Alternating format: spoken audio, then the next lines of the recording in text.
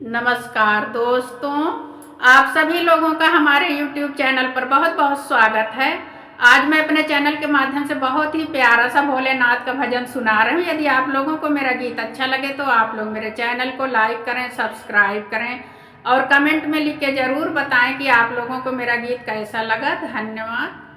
भोले बाबा सावन में दीवाना भाये, भोले बाबा सावन में दीवाना भाये, दीवाना भाये हो दीवाना भाये, दीवाना भाये हो दीवाना भाये, भोले बाबा सावन में दीवाना भाये, भोले बाबा सावन में दीवाना भाये।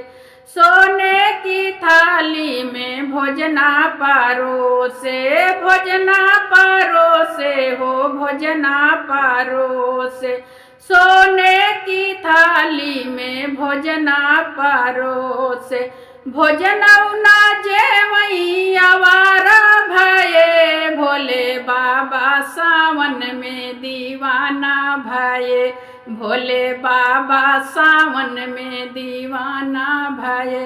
अरे भोजना उना जेवई आवारा भाये, भोले बाबा सावन में दीवाना भाये, भोले बाबा सावन में दीवाना भाये। झजरे गेड़ुआ जमुन जल पानी, जमुन जल पानी हो गंगा जल पानी, झजरे गेड़ुआ जमुना जल पानी, गेड़ुआ ना घूटई आवारा भाये, भोले बाबा सावन में दीवाना भाये, भोले बाबा सावन में दीवाना भाये।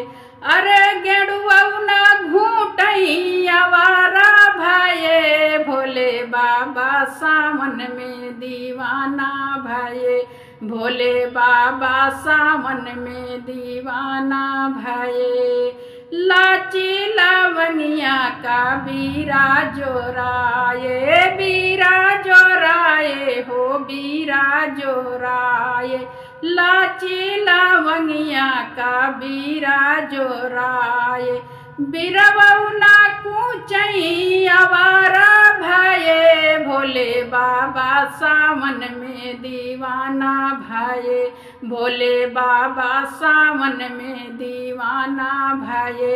अरे बिरवना कूचई आवारा भाये, भोले बाबा सावन में दीवाना भाये, भोले बाबा सावन में दीवाना भाये। फूला लोरिया लोरी से जा लगाए, से जा लगाए हो से जा लगाए, फूला लोरिया लोरी से जा लगाए, सजियौना सुतई आवारा भाये, भोले बाबा सावन में दीवाना भाये, भोले बाबा सावन में दीवाना भाये।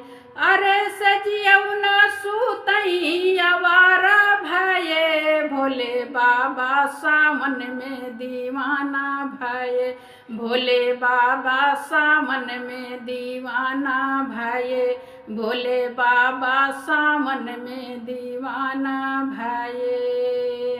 हर हर महादेव।